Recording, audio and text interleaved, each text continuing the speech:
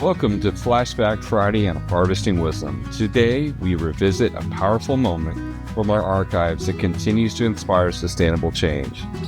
Let's journey back and rediscover the wisdom that shapes our future. Hello and welcome. This is another podcast episode of Harvesting Wisdom.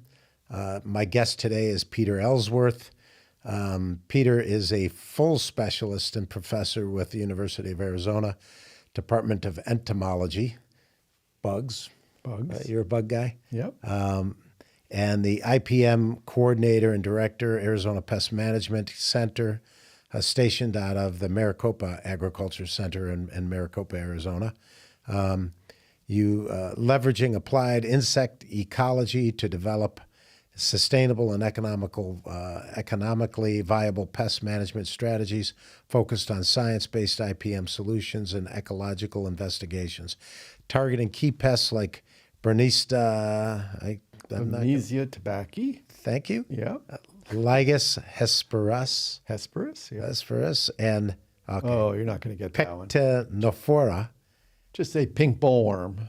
Pink bollworm. Okay. And every cotton grower in the state will know what you're talking Everybody's about. got it. That threaten the cotton ecosystem and other crops using a predictive approach to pest management, including insect phenology and predictive modeling, aiming to create a balanced ecosystem that aligns pest management with economic and ecological sustainability under the guidance of the Arizona Pest Management Center's director. Managing the NIF extension IPM grant and coordinating statewide IPM pesticide regulation efforts while leading in the multidisciplinary team of researchers and extension faculty, driving in the advancement of IPM science and practices to protect agricultural assets, ensure ecological balance, provide smart strategic solutions for the benefit of farmers, consumers, and the planet. So that's a lot to say. It is. But it's kind of easy to understand. Everything's interdisciplinary. That's industrial science took us in that direction.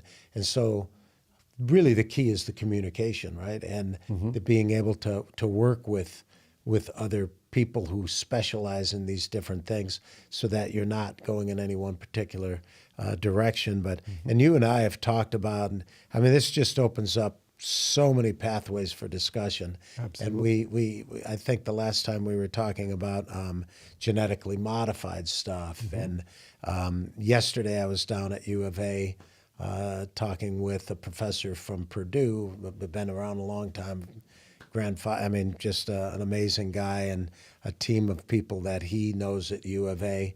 And the same thing, one of them is an entomologist, the other are geneticists, and he talked about HI and all kinds of different products. You get CRISPR and all these things. Technical terms, some people know when they're listening, Right. some don't. But the idea is that science does have a place in a lot of this process. And, if we continue to, everything has to be economical for the farmer and for the consumer. Nobody wants to pay a fortune for, a potato or for whatever that we have out Right. there. So in order to do it, though, there's pressures on that farmer, right? And that one of the pressures could be weed, could be a fungus, it could be insects. And so how do you treat that? And there's this whole age-old battle between, not age-old, it's only been around for a while, but industrial farming versus organic, natural pathways versus, but if you're a farmer and you got a crop out there that's like your life savings is in there and you got a bug, you want to quietly kill that bug off, right? I mean, that's kind of the thing. So with GMOs, there's arguments in any direction, but with GMOs, the plants are more resistant and they can handle, so one of the things you're talking about here is that for cotton, for instance, and there's a genetically modified cottonseed too, but there's still pests that have to be treated with and that kind of thing. So Yep. I just brought up a whole bunch of things, and I'm going to kind of open that discussion for you. You know, where do you start? Where do you stop? Well, I think let's begin with that. part of it is you start with IPM because, people know the word sustainability. They know about organic agriculture or think they do. They see it in the supermarket. But IPM is a less familiar term, even though it's been around for more than 60 years. So it's integrated pest management. Even in its name, that should tell you something. It's integrated, as you say, it's interdisciplinary. We like to say it's transdisciplinary. And most of all, it's the science-based methodology and for developing solutions to our pest management problems in any environment. So regardless of the brand of agriculture you subscribe to, whether, as you say, industrial or corporate farming or small farm, family Or farm, alternative farming, alternative whatever. farming, organic, sustainable, every one of those needs an IPM program. Sure. It's independent of the actual other inputs perhaps that go into It's having a plan. production. Every farmer needs a plan. About having a plan, having a strategy, and the science of IPM and the reason why I'm in it is exciting because it's about putting science into practice, directly into practice. I think we need specialists. We need people who really develop the very individualistic tools and the science that support them. But then there's a whole cadre of scientists that have to be experienced in applying those and integrating them together. So if you have a plan for controlling that fungus, it needs to be compatible with that plan for controlling the weed and the insect and the other thing. And you say a farmer may wish to, who's plagued by an insect, just might want to see it dead.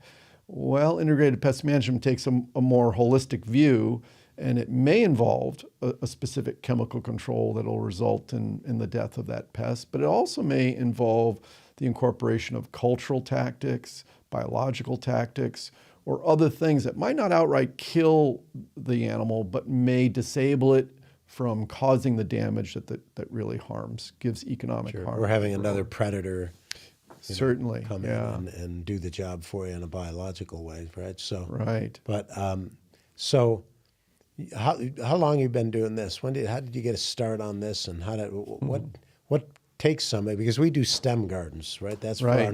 one of our nonprofit Yep. does these. Now we call them STEAM because we added. Sure. The arts are an important thing, but how do you get kids interested in something like that? How did how did your path take you there? Yeah, well, I don't know if it's of great interest to your listeners, but I started out as a little kid, so I'm a little bit on the unusual side as entomologists go. Many entomologists, professional entomologists, don't discover their passion for insects until very late in maybe their undergraduate program. They finally take a course and suddenly say, oh my gosh, insects rule the world. I need to know more about them, and they go into graduate studies. So they usually get into it later in their educational life. Sure. For me, I was a little kid running around in gardens, in fact, with the butterfly net, trying to catch the butterflies and look at them and study them and rear them from a very, very young age.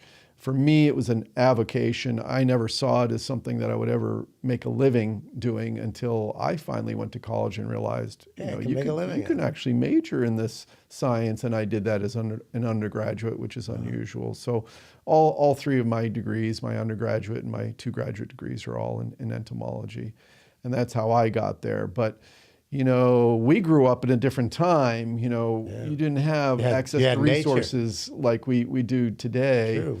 You get on the internet and you can travel the world. Back then, it was just what you knew in the neighborhood. Where did you grow up? I grew up in Massachusetts, right on the Connecticut border in the Connecticut River Valley in western Massachusetts. Yeah. Where my mother's from, and my brother still lives. Ah, great. Yeah. There's a lot of bugs in that. Yes, I worms. enjoyed it, yeah. So when we talk insects that do damage, are we talking mostly arthropods? Is that the category? Arthropods. Arthropods. That's Yeah. Yeah. Okay. Yep, or insects and their relatives. We generically refer to them as arthropods, but Okay. yeah, they're the ones that are doing the damage. The There are estimates worldwide that really range quite a bit, but they take a big bite out of what we do, despite our good management programs. So it's something we have to be very vigilant about, and I think more deliberative and more proactive about. So one has to really think ahead of time. You don't want to wake up one day and say, there's a bug in my field, what do I do? You want to have a plan before that even happens. So part of it being integrated, Integrated, yeah. integrated. Having a hard time with words today. The part of that is that there's other things being sprayed too, or the other factors, right? So fungus is not a bug, but it can kill a crop. Yep. And weeds, can also, destroy your crop or take over a crop. So there's things being sprayed, but if you spray the weeds, you might, there's that butterfly effect, right? Yeah, there's that other. That's exactly right. So that's the. Yeah, a weed could be harboring an otherwise innocuous insect and keeping it off of your crop plant. And by spraying the weeds out, you might be forcing them onto your crop plant. So there's all kinds of interactions that you really need to be aware of. And farming nowadays is really about science. And if you're not educated about those things, you need to have people surrounding you who are. And because it's very technical discipline nowadays. Sure. It's not just, I like to grow plants. You want to grow plants that'll thrive and provide you your economic livelihood, but not harm the planet at the same time. So it really is a holistic approach. But so how does it start when the extension services, like, one of the greatest things that we've come up with, and I think they have extension services in a lot of the industrialized countries on the planet, right? And it's the idea of bridging that science and the farmers who are the practitioners with that knowledge base. And I know, even as a landscaper, we knew everything until we didn't, and then we'd call the extension service and say, what's going on here? Right. Borers in the native trees and things like that, and how do we treat this? And so it's near impossible for you to canvass all the farms. Do you, when you're working with farmers, are you going out into the field and collecting, because you would want to collect all these arthropods, yeah, and you would want to collect whatever you could see there to see that ecosystem that's going on before you make a determination on what to do, right? Absolutely, and that's the focus of my research. I have a research appointment and an appointment in cooperative extension, so I'm very much grounded in the near term in supporting growers that are growing today, not a solution that's decades away. But what we do is what we call applied insect ecology, and it's really about studying the distribution and abundance of these arthropods in these fields, because there are many things that live, for instance, in an average cotton field. We can take kids out and you can look in a cotton field. You might see a half dozen or more species just looking around, but we know through our surveys that there's over 800 different species that live in an average cotton field in Arizona.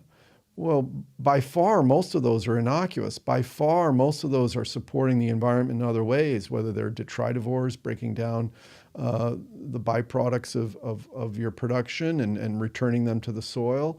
Many of them are pollinators. Many of them are predators. They're beneficial arthropods. They're the beetles and flies and other things that contribute to the natural control that a grower really needs to depend on in his cotton field. And through many years of research, we've found that there are many beneficial species in a cotton field, and it's about quantifying it in a way that a cotton grower can actually make use of the information and make decisions not to spray when there's enough biological control. And that's just one commodity. I mean, that's just one commodity.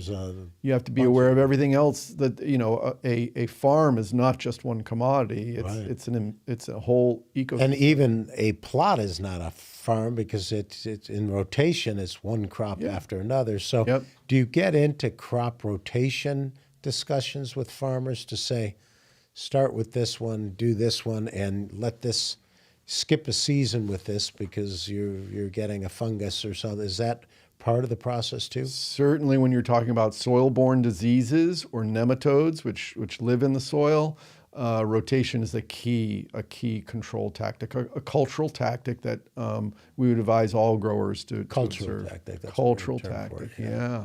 That rotation is key to giving that soil a rest, giving it an opportunity to recover from a buildup of inoculum, whether it's a fungus or some other disease, or planting a host that's not favorable to the nematodes that might attack the So now crop.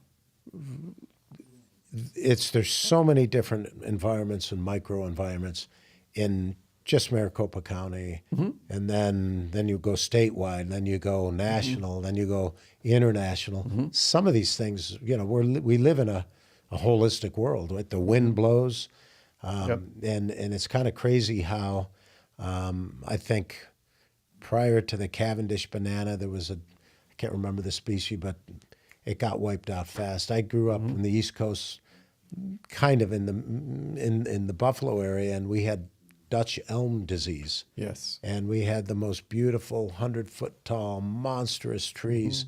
And in my childhood, it was wiped out, So Right. you see these things coming, and that's part of why we have a Department of Agriculture and why they tell people don't bring plants and animals and things Right. in your suitcase. Don't smuggle them. Right. Even seeds, right? Certainly. And that's soil. Yeah, or soil, right? So that's the reason is because it's just you never know what's happening. But how do you stay connected? Because there's no way you can canvas much more than a specific area. So what's your area that you stay in? But then how do you stay connected with all the other people in the department? Right. How does that work? Because Well, we do it virtually through a virtual center that we call the Arizona Pest Management Center. I'm currently the director of that virtual center, and it helps organize all university resources in IPM. So I don't have to be an expert in plant pathology or a particular disease, soil-borne or otherwise, or a nematode or a weed. I'm an entomologist by training, and I try to stay within my expertise and work very extensively in cotton and Guayule crops. But other people are working in tree crops or forage crops or cover crops or tree nut and you vine. specialize, but you can't specialize. You have to have a community of people. You have to have a community. There's just too much of it for any one of us to do. So we organize through the Arizona Pest Management Center. We have a 25-member stakeholder group that advises us. We make investments. We form teams of which are made up of all these disciplinary specialists, but we put them in the room together, right? They're not allowed to stay out in their silo. I have to be in a room with a plant pathologist, a weed scientist, a soil scientist, an expert educator, in order for us to understand what really are the problems. Because a grower might say, well, I have this problem, but it may be multidimensional. It may require a solution in the soil. One solution could exasperate the problem, is what you're saying. Certainly, yeah. Now, how did it all work 100 years ago, 150 years ago, before this age of information and communication? Obviously, we have a much smaller population back then than we'd have now. So that's different. And the spaces are different. So space means a big thing too, because if you're on top of each other, that's where airborne illnesses or soils can, it's now we're all forced to be neighbors. So how does that work? Well, I think you first said 100 years ago, which is going to prompt me here. And then you corrected and said 150 years ago. Before the Industrial Revolution started. Well, I'm gonna focus on that because I'm wearing my colors today, and I have a little emblem here that says 100 years. Well, this is now 10 years old. We're now 110 years into the development of cooperative extension. So cooperative extension was formed in 1914. So we're at a 110-year anniversary really right now. And so no, not 150 years ago, but I'll talk about 110 years ago, because even then, you said it, we were a much smaller population. We were distributed all over the state. We were more agrarian, very rural. now cooperative extension has this charge to connect these people to the science that's being generated at our land-grant college, which is the University of Arizona. And what they did back then, and even before 1914, is they used to charter a train over in Wilcox, and they would load it up with all their educational materials. There'd be a whole trailer full of animals, a whole trailer full of plants, and another trailer for 4-H related materials. It's like the circus coming to town. Yes, and they would take that train from Wilcox and bring it all the way over to Yuma, making stops all along the way, and people would turn out, and this is how they got some of their technical education back then. Yeah. So it was a different time. Yeah, it was. Yeah, but who says you don't need government, right? I mean, this is like a perfect example of a true important government service. Yes. That is, if you don't have food, you don't eat, right? People don't realize just how valuable it is and how embedded it is into our culture. They don't even think of it as a government service necessarily. They just know that they can go down to their county office and find experts in master gardening or in IPM or in 4-H, and they'll get support to their communities. And this program it predates I can't remember the date that USDA started. Actually, that was 1860s. Yeah, maybe. be around the same. Yeah. I think it was Civil War, and they the first thing they did was the politicians created seed banks and then gave seed out to their friends. That was a form of getting things done, I guess, back then, if I remember right. But So tell me about, so we have this progression, right? And you hear people, no matter what, you hear people grouse about this, that, or the other. I talked, for instance, to a lot of scientists, so seed or soil scientists, and they say, and I got to say, a lot of them are older than me. They're retired but still living in the life. They have the golden keys to the university and stuff, and because they're passionate about it and because they're knowledgeable about it and they know how important, but they complain that there's not enough people following them. And because the science has changed that, or perhaps old knowledge is being dismissed as not being needed to some degree. So how do you see that? Well, I'm not as old as I look. Maybe I'm pretty gray, but I'm very old school on that. I mean, I really believe in the direct observation of our systems. So you can say that people don't think much of that kind of science. Well, it's having a bit of a comeback as people are discovering their home gardens and they're seeing things and they're wanting to understand it better. Yeah. A guy who works on the bench all day, a scientist who works at a bench all the day, looking at genes or using machines to support them in that way, is not as familiar with whole organism biology, and even a step up from that, the multi-organism ecology that goes on out there. There's really, I think, a bit of a renaissance in interest in that. In understanding the whole thing, we need the integrators of this of our sciences. The naturalists like Charles Darwin. Absolutely, those were brilliant people. Look back and say, And I think, but what you've said is true. We are not recruiting enough people to replace the functions that I occupy and others occupy, which is really the convergence, as they say, where the rubber meets the road as far as science as it supports society. We don't have enough people at that interface that are knowledgeable, technically knowledgeable, but also are able to talk to and educate growers and consumers and other stakeholders about how to grow their food. Yeah, because you talk about, and you're probably not as old as me, but you talk about, when we grew up, right? We had a garden outside. I did not have a cell phone. No. If there was a TV, it was black and white, and it was 3 channels, and it went off the air at 8 o'clock at night or whatever. So it really was a different world where you got to go outside and get beat up by your neighbors or play in the garden or whatever. Right. And so, but today it's more of a virtual world. And, that being said, we don't have as many kids going into science, technology, and math as there are job openings, even in Arizona, to a degree. I could be training 10, 20, or 50 times more students than I currently do, and I still wouldn't be able to fill the the needs there are in the job market today. It's crazy. Yeah. And instead, maybe the path, they're just not understanding these paths. That's why with UFE, we are committed to these STEM gardens. These we call them STEAM gardens, but the idea is to bring kids. Bill Gates wanted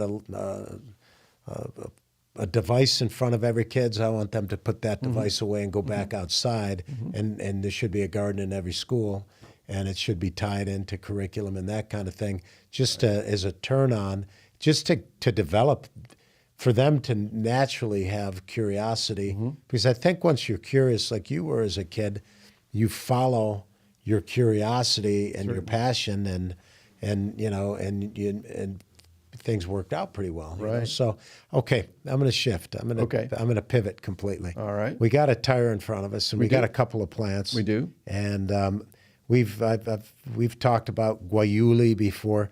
This is a tire from Bridgestone, right? Right. And they're kind of the pioneers right now in the research and development of this plant, which, we've had a podcast before where we've talked about how much importance there is in plants like this for national security, and for just finding environmentally friendly plants that can be grown, right? So this was signed by the Secretary of Agriculture. Department of Agriculture. And this was signed by the governor. So it looks like they understand the program. That's pretty big right there. They have the Secretary of Agriculture understand what's going on and the importance of certain plants. And we talk about hemp being what we consider very important, because it's a multi-use. It's easier to grow than maybe cotton, or it grows great in rotation with cotton. It can save the cotton industry. It can be used. It can remediate the soil like this plant can. And we talked in depth about how many benefits there were in the plant itself. But let's go to the plants and the bugs that might. So this probably has less predators and less I mean, you said cotton has 800, different organisms working there, and most of them harmonious and good for the environment. This seems to me like there'd be less, but what doesn't this like? What is out there that could get your crop? Yeah, so anytime you're developing a new crop, there's always excitement about the crop itself, the potential markets that are out there for it, and there are many. 10 years later, you find, and then it's just like every other plant, right? Sometimes it's an afterthought. Oh, we need a pest management program, or what can we spray on this thing to protect this crop? So I think what's really important here is Bridgestone recognized the issue very early on. So they engaged myself and other experts in the pest management disciplines. So we're working on weed, disease, and insect management programs.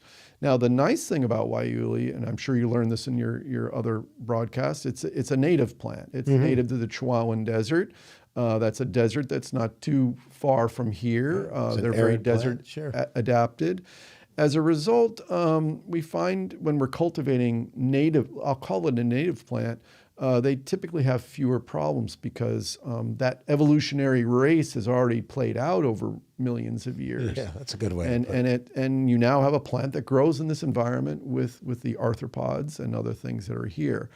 That said, however, when we direct seed these Guayule plants, we end up with a tiny little seedling that's slow growing and is not terribly competitive with weeds or any insects that might attack it. And we have some insects that are, they're not Guayule specialists. They pretty much eat any seedling that's out there, but they particularly like Guayule, but they also like broccoli and cabbage and many of our brassicas. Right. And it's this one here. It's this pale striped flea beetle. For those that can view this, it's the size of a pencil eraser here. So it's smaller than that. That's on a cotton cotyledon. Down here is the size of a Guayule cotyledon, which is very tiny, smaller than a pencil eraser. And because of that, if that beetle were on top of, well, there's one next to a Guayule seeding there. They're about as big as a cotyledon leaf. And it only takes them a matter of minutes to consume that cotyledon leaf. Well, you think about any plant that has a cotyledon, that's its protein source for its initial growth. Yeah, you take that out, it's game over. Almost over with. Yeah. So early on is when this does the damage. It is. We really think, and I've been watching Guayule grow for more than 25 years, on and off. I've been engaged with the plant, and I've seen many, many plantings over those years, and I've never seen an insect molest this plant once it's established. Mm-hmm. Once you're out maybe 60 days into what might be an 8-year growing cycle, there really haven't been any insect problems. It seems like that with a lot of plants out there, that... once it that gets are well adapted to the environment. It's adapted, right? So, how do you combat? This early on? So this is one of the issues, is just getting the plant started. Yep. And it's not a super fast growing plant, right? No, not initially. It takes at least a couple years before you can even harvest or use it, right? Yes, 2 years of growth, and then you can harvest. Right. Yeah. So, but to get it up to a point where you'd consider it mature, this is very mature here, but how long would this be? Those might be a year old. Those plants. So for how long does this bug really does the damage? Because this is the beginning. I honestly think if we can get it 6 weeks, maybe? I think if we can even get it 2 weeks protection, 3 weeks protection. By then, if weather is good, you will have true leaves forming, and now you have a new protein source, right? New way for that plant to capture sunlight and manufacture carbohydrates and protein and support the plant. Right. So when it converts over from seed energy to photosynthesis, I guess, right? So I think it could be as little as 2 or 3 weeks, certainly 6 weeks, and you've got a plant that's pretty free and clear of and that's pressure. Your major predator at this point to plant. Major pest, yeah. Right. I got another question though. You grow it for 2 years. You cut it off. It's a cut and come again. Mm-hmm. And you harvest and use the plant, and you create your rubber tires and everything, right? So how hard is it then to take, and how do you, what time of the year? It could be done any time of the year where you're trying to regrow the plant. And now when it's regrowing, it's not really growing from seed anymore. No. So does that bug still interfere, or is not really? We haven't seen that be a problem yet. We're going to learn more. I'm always open to learning. But now you have an incredible storehouse of energy, and that's in the form of the roots, the living roots that are in the soil. Right. So important to remediating the soil and supporting soil health in general. But now you have this massive roots that are supporting the regrowth. So you got lots of leaves, even though they might be tender coming on. I don't think there'll be any real problem. That's a big smorgasbord for that bug to. Have you seen?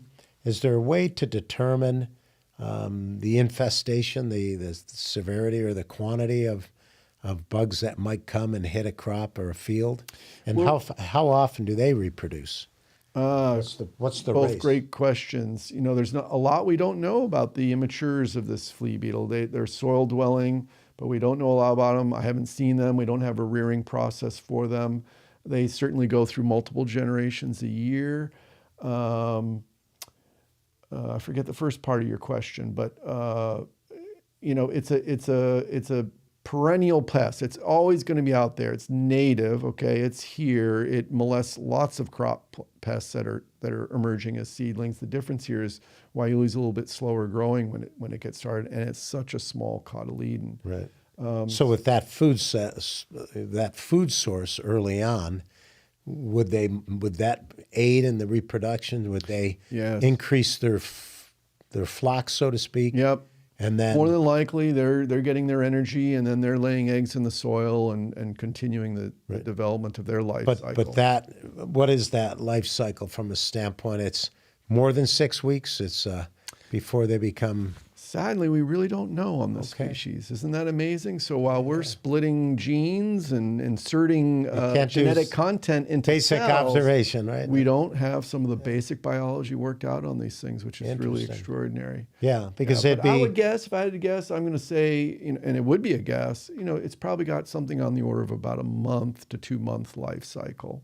okay. So So there's if you're reproduction going on. if you're capable of growing that crop that first month or so, and you get it up to the point where it's not just in that Cotyledonary stage. yeah, there we it's go. A tough one. So if you can get past that, even though there's going to be a lot more bugs being hatched, right? A lot more of these that are out there, they're not going to have the food source unless they're eating. Well, even if other they're things, even right? if they're grazing on the leaves are not the major byproduct of this. Plus, they're not intense defoliators in general. So, Okay. a little bit of grazing on the leaves is not going to harm this plant. This is an amazingly resilient plant. We haven't touched on it yet, but it actually has its own insecticidal properties as well in its constituents. Okay. This is, it doesn't just produce rubber or even liquid latex for rubber applications. It produces a lot of secondary plant compounds. Again, after millions of years of this arms race, it has its own defenses, including insecticidal Protect itself, compounds yeah. that protect All it. organisms fight to survive, right? Yeah. So in this, we don't know its natural predator, but it's in that food web as well, right? So Yes, there's certainly. Yep, there are things that'll eat it. Unfortunately, their movement into Guayule fields can be quite rapid. If you're planting in the spring, right about now, and you're in otherwise area that's been cultivated kind of clean and there's no other host plants, these things, as we heat up going into May and June, all those herbaceous plants dry down and these things have to go somewhere to feed. And if your planting timing is not right, you'll end up with a lot of them in your So what Guayule is field. that? When you're doing Guayule, it can plant it. It's a native. Yeah. Pretty much plant year round, but In theory. sometimes, the heat in Arizona is prohibitive to any organism. I That's don't care what correct. anybody says, right? Yep. It makes things tough in the midsummer, but at the same time, if you're planting in springtime when everything's alive, including these, and they're able to come into your field, what would be the optimal time to plant? We're still trying to uncover the answer to that question specifically. What we do know is, as far as the plant requirements go, soil temperatures and soil conditions are probably best in April and maybe through or up to mid-May. And For the planting. For the plant. What we don't know is are there opportunities here to predict when this flea beetle is going to be more or less abundant? We talk about hot years or dry years or wet Sure, years. sure. Well, we have buggy years too, or we have years that are Which are probably based on dry years and wet years. in part, yes. and So everything, too. we would like to develop predictive systems so that a grower can actually know, am I planting into a window where I need to be really ready for this, or am I just going to get some incidental grazing? I think there's great opportunity there, and we need more people looking into that question. Yeah. So there's 300 acres of this. I'm sure there's acreages all over because you guys in the Extension Service have a program where you're promoting farmers to play with the seed, right? Yep. And you're looking kind of at farms, maybe 20 acres at a whack. So because you're looking to do it in as many places, it's kind of Right. a live experiment, so to speak, Yep. right? Yeah, and you want to see different conditions, different farming techniques, and different results. Yep. So that's part of the issue. But how much of your time are you dedicated toward like Guayule? Is that where you are full time now, or are you still? It sounded like you're the director of digital communication and everything else. So, how do you do that? Well, I spent a great deal amount of time in Guayule. I still work in cotton. I still don't say that word right. Yeah, Guayule. I call it Guayule. Why Guayule? It's Guayule, yeah. Okay. I do still work in cotton. It's still an important crop here in Arizona. And I think there's a relationship between the two crops that can be exploited, which I can say more about. I'm still investing a great deal of time. The Pest Management Center, luckily we have a lot of professionals. We have a lot of support staff, and it can run itself. People know what they need to do. So these are the principal activities I'm working on currently.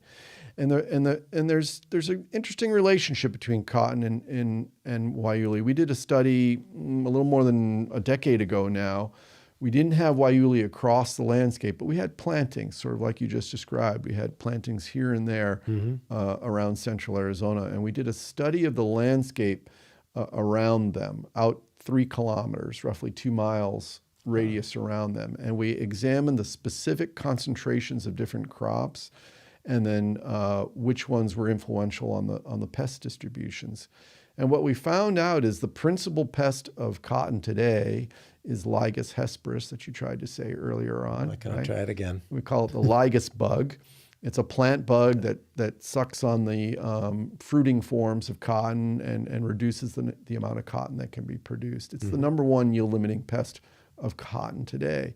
Well, what we discovered in that study is if you plant Guayule into the environment, now the Lygus, it's almost like they're diverted. They go to the Guayule instead, in part because of these lovely flowers are on here. These are flower-feeding insects. They go to the Guayule, they graze in the Guayule, but they don't damage it. And by spending their time in Guayule, they're not spending their time in cotton during the summertime. Would it reduce the yield of seed though if it went? That's a project yet to be done. It's something we'll be looking at because seed viability is going to be important as this industry grows. And other insects.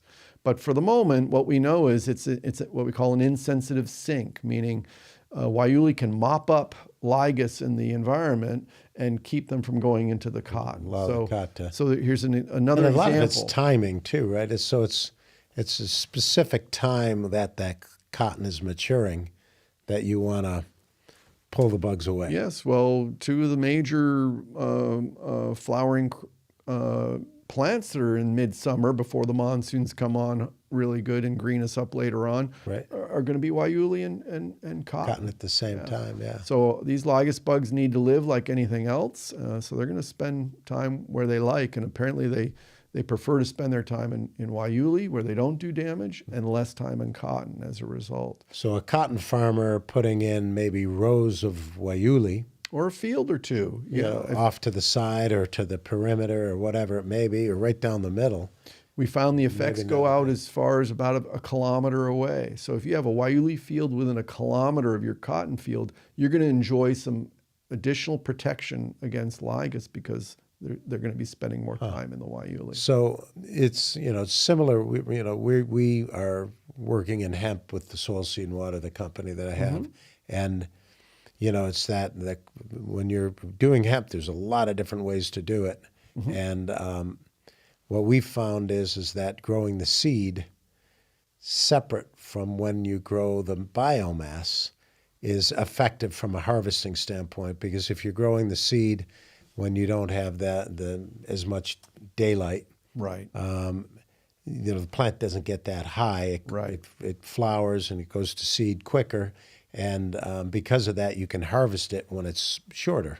Whereas the biomass, it's got to go through, and it's got to be at the right, time of the year where it's getting 12 hours, and so it's a very tight window. You can almost set the clock on the day that it starts to flower when the biomass is ready. So. That would be my my question there is, how does that relate to like a Guayule plant as well? How would you maybe take some plants and grow them in the field with cotton, but not worry about the seed production, and then find another location where you just grew these for seed? Yeah, I think those are next level questions, and we're not quite ready to get there. For now, we can get both our rubber and our seed from the same crop. And I don't see right now a necessity of having sort of dedicated seed production areas. Even in cotton, we have contracted acres for planted seed because a grower might grow his crop differently to produce the seed than he does just for the fiber. I don't know if we're going to head that way with Guayule yet. I think there's still a lot to learn about these insect-plant interactions, and especially the seed interactions. But you can see it; it's a prolific flowerer. It's beautiful. And that's food. That's food not only for these potential pests that we might be diverting away from cotton, but they're also food to two other groups that we're really interested in studying in Guayule. And one is the solitary bees that make a living here in the desert. We're in a megadiverse region of this planet for solitary bees.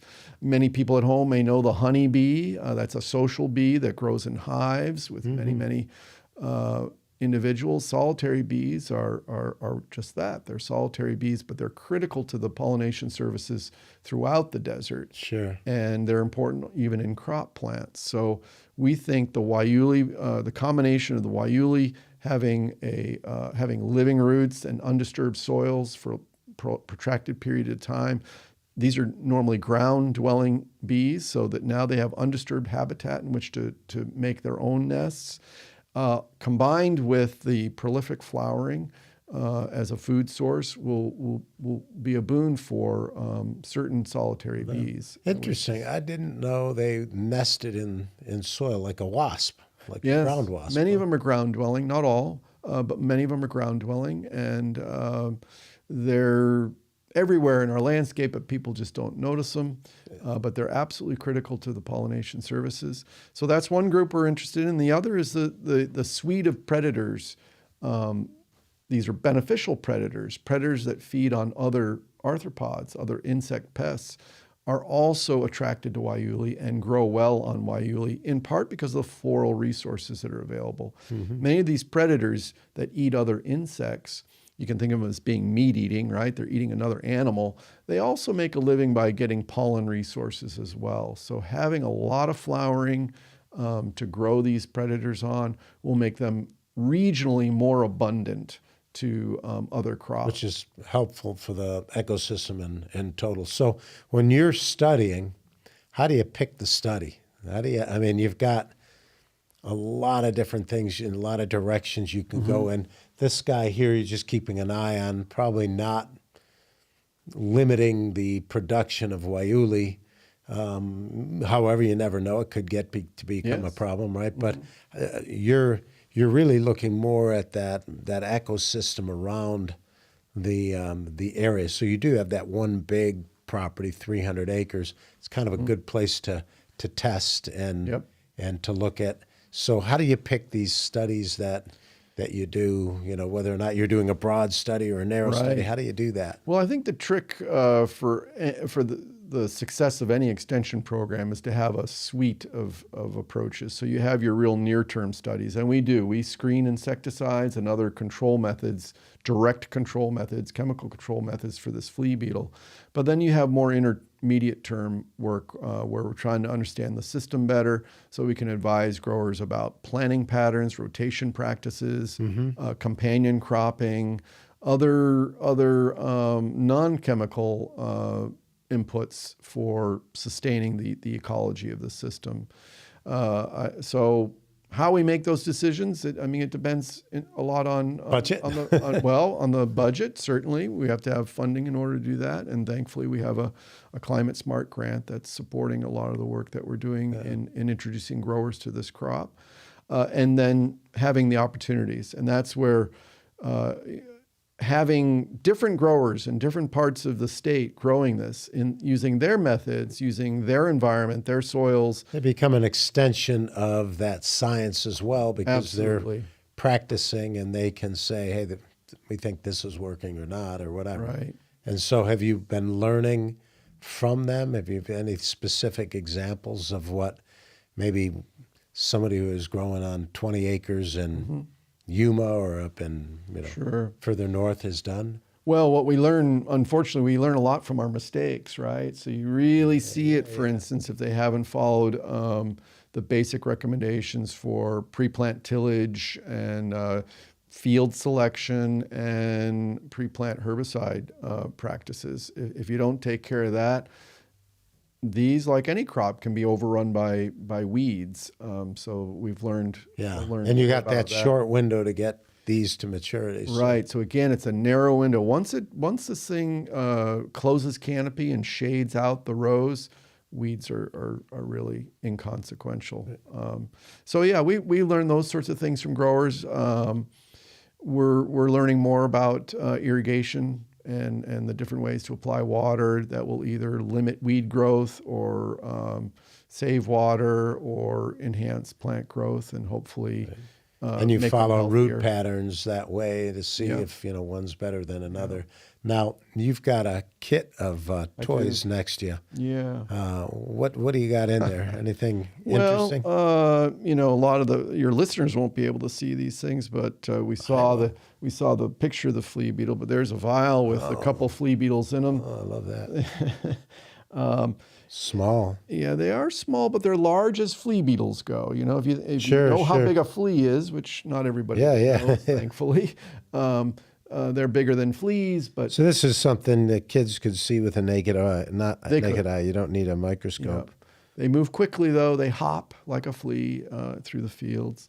I know you've Hard gone to over, capture. You've gone over Guayule, but that's a vial of seed, and geez, I don't really know how much is in there, but I wouldn't be surprised if That's there a are tremendous thousands amount. of seeds in there. Yeah. Those are the raw seeds, and then I know you've covered this as well. These pink This seeds. is your coating. So who does the coating? How do you do the Coating is done by a commercial industry. Okay. Incotech is the company out of California that graciously works with us in research and has helped us develop that coating so that it's loaded just to the right level. It increases the size a builds up little the bit too, size, right? allows the planter to handle it better. But then that coating, within that coating is a toxic Insecticide. dose of an insecticide that the plant's roots pick up, distributes to the cotyledon, so that when this fellow comes along and gets a bite out of that cotyledon, he's not going to. So is this a natural that comes from the plant itself? A natural? It's not a natural insecticide or no? insecticide. No, it's introduced in that seed, but the roots pick it up naturally and distribute it to all plant parts for a short period of time. I see. Okay. And by It's that they're pulling it that out of the window, ground. that first 2 months Yeah. that's the struggle, and then Yeah. it becomes a pretty easy plant to. It's actually very work with. effective, and it lasts long enough for most plantings to get them out of any trouble. So Great. that's one part of it. But then on the biological side of it, we have several kits made up here, and these are painstakingly done by our interns. They're beautiful preservations of these things. But what we have found is that there's 6 key predators, and these are them. 6 key predators, one in each Not file. just a beetle.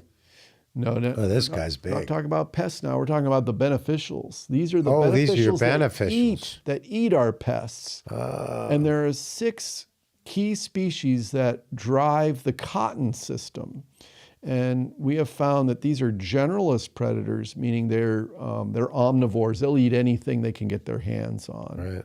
So it's 6-1 right now. Yeah. You got. And we believe Guayule is going a to be. spider of some sort. Yes, that's a crab spider. See how Oh yeah. the arms are out in front? That's a crab Oh, spider. it says it right on it. I wasn't Guayule cheating at the time. is an amazing producer of crab spiders, for instance. And you may say, oh, I don't like spiders in my house. Well, that may be, but out in a cotton field or in an alfalfa field or in a Guayule field, those crab spiders are doing nothing Doing but a lot eating of these work. pests. Yeah. Yeah. That's So cool. we've come up with systems in cotton for growers to count these and then make management decisions in cotton not to spray when there's enough of these 6. So you've given them directions. They go and they'll cut a stalk down, and they literally will shake out the bugs and count them. Is that how it works? Not exactly, but Okay. but close enough an analogy. They all most of our growers in the state of Arizona employ professional pest managers that we call pest control advisors. They're licensed by the state. They have educational requirements. A very professional group of individuals that know their insects, know their weeds, know their diseases, and can help growers make decisions about pest management. They are in communication with you guys, and you guys are. We teach them all the latest science, and then they help us multiply the message out to growers. It's a big form of capacity building. It's huge. They are absolutely can't huge stop, right? to That's this the- state. that's Yeah, the big we can't part. say enough about how important they are, but they all are armed with a 15-inch diameter sweep net. Think of a butterfly net, but a heavier canvas. And they go out into the fields and they sweep them vigorously 100 times. They don't even know they're catching anything at the time. They're just sweeping. They're sweeping, and then when they're done, they count in those 100 sweeps how many of these 6 species are in there. And then we have tables that they can look up, and they can see, well, if I have this many, if I have 6 crab spiders per 100 sweeps, It's a healthy environment. it's a very healthy And if what happens if it doesn't?